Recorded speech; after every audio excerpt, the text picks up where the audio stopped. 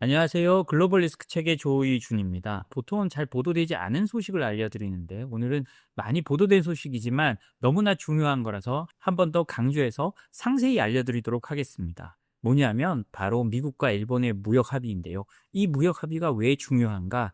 제가 여러 차례 말씀드렸습니다만 한국의 무역 합의의 기준점은 바로 일본입니다. 일본은 그렇게 생각하지 않을 수도 있겠죠. 그렇지만 우리는 일본을 기준점으로 삼아서 우리의 협상이 잘 됐느냐 안 됐느냐를 판단할 수 있을 겁니다. 근데 오늘 이 협상을 보니까요. 일본이 정말 많은 선물을 안기고 양보도 많이 했습니다.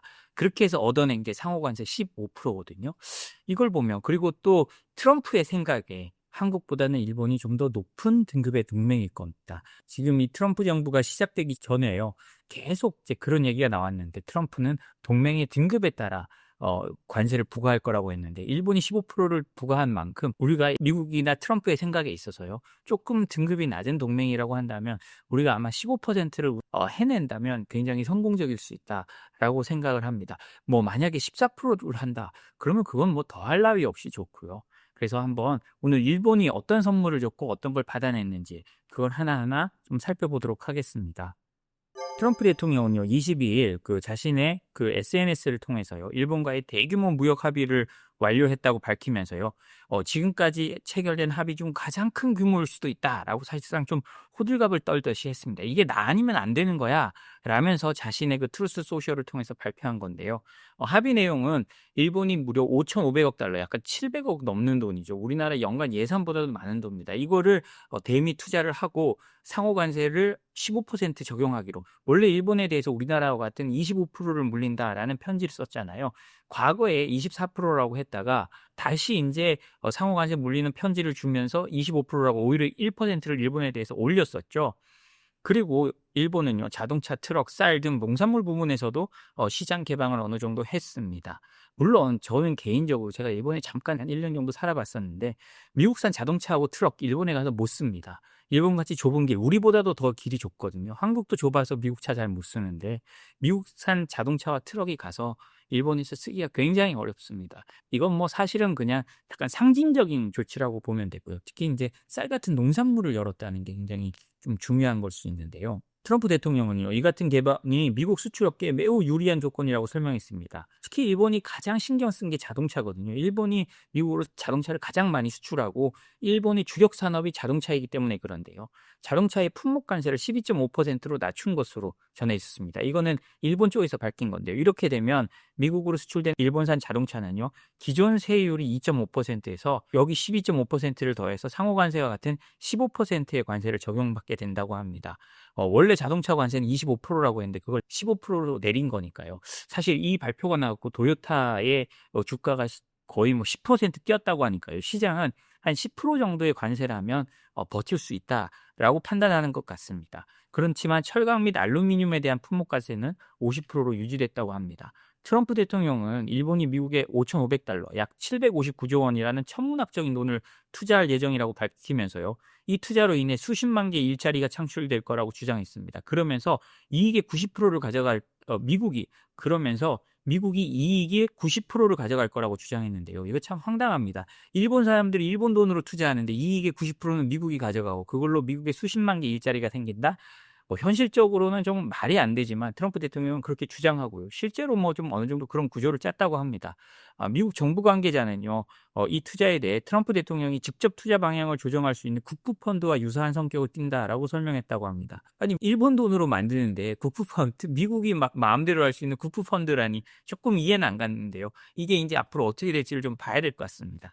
일본 정부는 정부계 금융기관을 통해 최대 5,500달러 규모의 대출 보증 한도를 마련할 계획이라고 하는데요. 그러니까 정부 기관들이 돈을 모으고 대출 한도를 늘려서 그걸로 이제 투자 펀드를 만들어서 이거를 주로 반도체, 의약품, 철강, 조선, 주요 광물, 항공, 에너지, 그다음에 자동차, 인공지능, 양자 기술 등 경제 안보 분야의 투자를 강화하는 데 사용된다고 합니다. 이런 거는 일본도 필요하니까 한다는데요. 어쨌든 정부가 강제적으로 700억, 800억이 되는 돈을 모아 가지고 그걸 미국에 투자하고 그걸로 미국에 일자리가 생기는데 그로 인해 생기는 수입의 90%를 미국이 가져간다는 겁니다. 그럼 일본은 도대체 돈만 대고 뭘 하느냐라고 생각할 수 있는데 저는 아마도 이거는 트럼프 대통령이 좀 과장해서 설명한 거고 구조를 실제로는 그렇지 않을 거라고 생각을 합니다.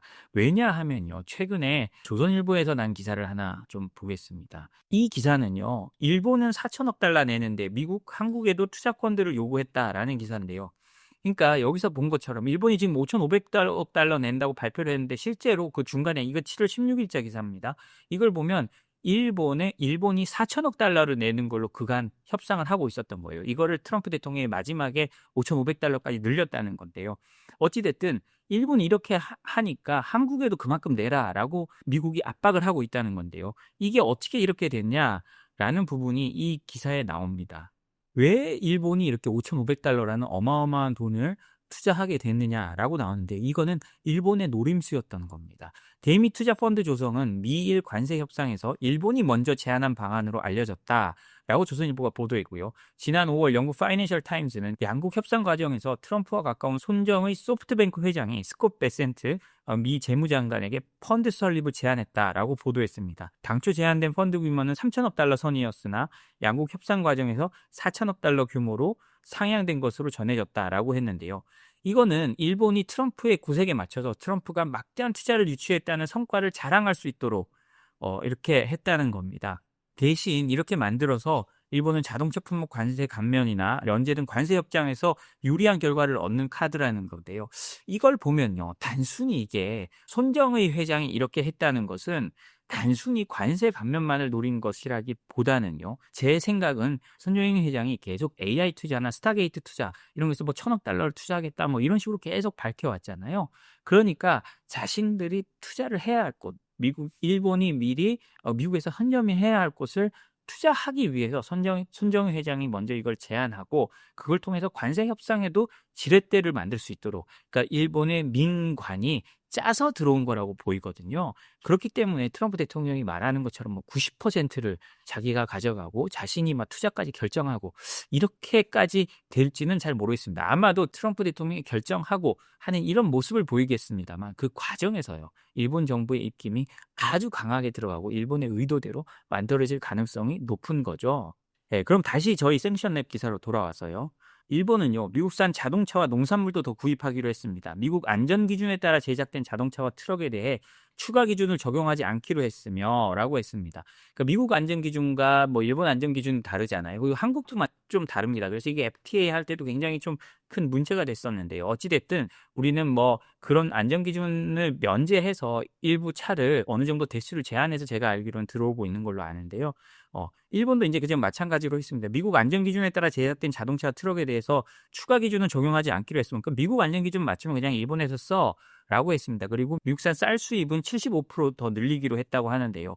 이 부분은 아마 일본에서 정치적으로도 좀 타협이 될 것 같습니다. 왜냐하면 최근에 일본이 쌀이 모자라서 쌀값이 폭등을 했잖아요. 그렇기 때문에 이 쌀 수입 확대 방안이요. 국민들에게 거부감을 좀 덜 가진다라고 생각해서 일본 정치권이 이렇게 조금 더 쉽게 합의할 수 있었던 부분이 아닌가 싶습니다.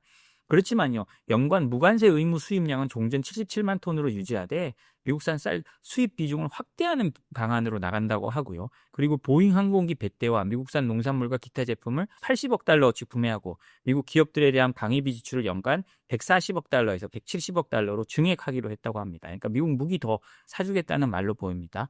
트럼프 대통령은 이와는 별도로 일본이 알래스카 액화 천연가스 LNG 프로젝트에 미국과 합작 벤처를 설립해 참여하기로 했다고 밝히기로 했습니다. 그러니까 막 온갖 것들을 다 넣어서 일본이 합의한 겁니다.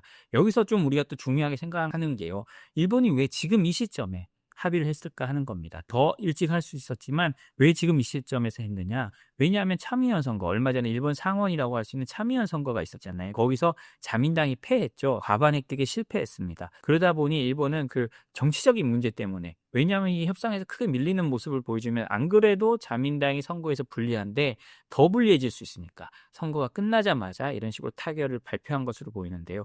일본 국내에서 어떻게 받아들일지는 잘 모르겠습니다만 도요타 자동차의 주가가 한 10%씩 뛰고 이런 걸로 봐서는 일본에서는 어느 정도 이 정도면 괜찮다라고 판단하는 것으로 보입니다. 그리고요, 트럼프 대통령은 반도체와 의약품 등 앞으로 도입될 품목 관세와 관련해서요, 7월 말에 발표한다고 하잖아요. 일본에 안전 조항을 제공하기로 약속한 것으로 알려졌습니다. 해당 품목에 대해 일본을 다른 나라보다 불리하게 대우하지 않겠다는 약속으로 사실상 가장 낮은 관세율을 보장한다는 의미라고 일본 언론들은 밝혔는데요. 저는 여기서 약간 불안한 면이 있습니다. 이 안전 조항이 어떤 합의문에 들어가 있는지 저는 좀 잘 살펴봐야 될 것 같은데요. 나중에 뭐 하나하나 공개가 되겠지만요. 왜냐하면 트럼프 대통령은 말로 해놓고 행동을 안 지키는 경우가 너무나 많습니다. 그렇기 때문에 이런 안전, 반도체와 의약품 같은 데에 대해서 정말 일본에 대해서는 가장 낮은 관세율을 앞으로도 계속 적용해 줄 것인가, 이거는 좀 앞으로 지켜봐야 될 것 같은데요. 이번에 일본과 관세 협상을 발표하면서 같이 발표된 나라들이 좀 더 있습니다. 필리핀하고 인도네시아인데요. 둘 다 19%의 관세율이 부과됐거든요. 이런 걸 보면 미국의 관세율은 15에서 20% 수준으로 수렴되고 있다는 것을 알 수 있습니다. 왜 15에서 20%냐? 이번에 인도네시아, 필리핀이 19%가 됐죠. 베트남도 46%에서 20%로 내려갔습니다. 물론 영국은 10%로 좀 더 낮습니다만 지금 계속 관세율이 15에서 20% 정도로 계속 수렴되고 있는데요. 우리가 이런 걸 보면, 제가 다른 유튜브 방송이나 이런 데 나와서 트럼프 대통령을 과격한 온건주의자라고 하는데, 물론 지금 워낙 기준을 높이 불러놔서 15%에서 25%면 이 정도면 괜찮은 거 아니야? 이런 것들이 지금 분위기가 전 세계적으로 좀 퍼지고 있다고 블룸버그에서 분석하기도 했습니다. 그래서 이제 뉴 노멀이 이제 시작되는 건데요. 그 뉴 노멀의 바탕은 관세 10%, 거기서 15%면 낮은 거고 20%면 그냥 좀 높은 거고, 이런 식으로 지금 계속 타결돼 가고 있다고 볼 수 있습니다. 미국과 중국도요, 이제 스톡홀름에서 오는 28일부터 29일 무역 회담을 한다고 합니다. 관세 인하를 연장하려고 하는 건데요. 미국이 주요 국가들하고 계속 타결해 가면서 가장 중요한 중국과도 이제 어떤 식으로든 문제를 해결해 가려고 하는 거죠. 스콧 베센트 미 재무장관은요, 22일 폭스 비즈니스 인터뷰에서요, 오는 28일과 29일 이틀간 스웨덴 스톡홀름에서 중측 고위 인사인 허리펑 국무원 부총리와 함께 세 번째 미중 고위급 무역 회담을 진행한다고 공식 발표했습니다. 1차 회담은 제네바에서 열렸고 2차 회담에서는 런던에서 개최됐죠. 이번 회담은요, 중국과의 세 번째 고위급 회담인데요. 1차 회담은 제네바 5월에요. 2차 회담은 6월 런던에서 각각 열렸습니다. 베센트 장관은요, 이번 회담의 주요 의제가 지난 5월 제네바 회담에서 합의됐던 상호 초고율 관세 인하 조치의 연장이라고 밝혔습니다.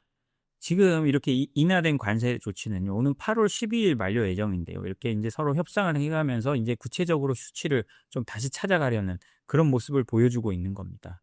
베센트 장관은요, 8월 1일부터 발효 예정인 국가별 상호 관세와 관련해서 상당히 견고한 시간, 하드란 표현을 썼는데요. 상당히 견고한 시간이라고 규정하면서 해당 시점까지 미국과 무역 합의를 맺지 못한 국가들에 대해 상호 관세가 자동 부과될 예정이라고 밝혔습니다. 근데 요거는 사실은 좀 왔다 갔다 합니다. 베센트 장관은요, 좀 다른 곳에서는요, 무역 합의보다는 실제로 무역 수지를 낮추는 게 더 중요하다라고 해서 연장 가능성을 또 밝히기도 했거든요. 그래서 이거는 냉탕 온탕을 가면서 이제 상대를 압박하기 위한 전략으로 좀 보입니다.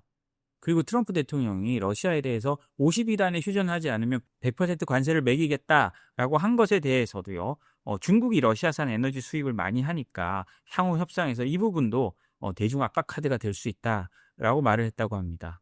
재밌는 기사가 하나 나와서 마지막으로 소개해드리겠습니다. 북한 해커들은요, IT 기업에 취직할 때 프로필로요, 미니언지를 주로 사용하고 있다고 합니다. 왜 미니언지를 사용하는지는 잘 모르겠는데요. 그런 공통점이 있다고 월스트리트 저널이 보도를 했거든요. 보면요, 그 보안 연구자들이 분석에 따르면 북한 사이버 요원들이 미국 IT 기업의 위장 취업할 때 이들 요원 다수가 애니메이션 슈퍼배드 캐릭터에 집착하는 특이한 행태를 보이고 있다고 합니다.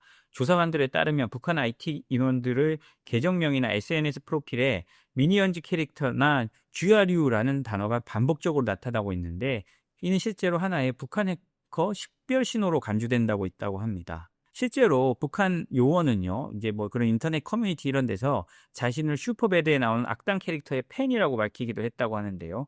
이 사람은 미국 IT 회사에 취업했지만 한 달 만에 해고됐다고 합니다. 그렇지만 2년 후 이 사람이 가상화폐 프로젝트 먼처블스에서 6,200만 달러를 탈취한 사건의 배우로 밝혀지기도 했습니다. 그래서 암호화폐 업체 메타마크스에 소속 테일러 모나한 조사관은요, 이 사건을 통해 미니언즈에 대한 북한 요원들의 반복적인 관심이 단순한 우연이 아닌 패턴임을 인식하게 됐다고 했는데요. 업계 종사자들은 이 같은 문화적 코드가 단순히 팬심에서 비롯된 것이라고 보고 있습니다. 그러니까 북한 요원들이 자유롭게 그거를 인터넷에 접속할 수 있는 사람들이 자기들끼리 얘기하면서 미니언즈 얘기를 많이 했나 보죠. 그러면서 뭐 미니언즈 영화를 봤을 수도 있고 이러면서 자신들의 어떤 그 상징성으로 이 미니언즈를 사용하기 시작했다라고 볼 수도 있을 것 같습니다. 그리고 재밌는 건 이런 북한 인력들이요. 위장 취업하고도 업무 시간 중에 슈퍼배드 등장인물에 대한 정보를 검색한 사례도 있었다고 합니다. 그러니까 실제로 그냥 팬심으로 했을 가능성도 있다는 거죠.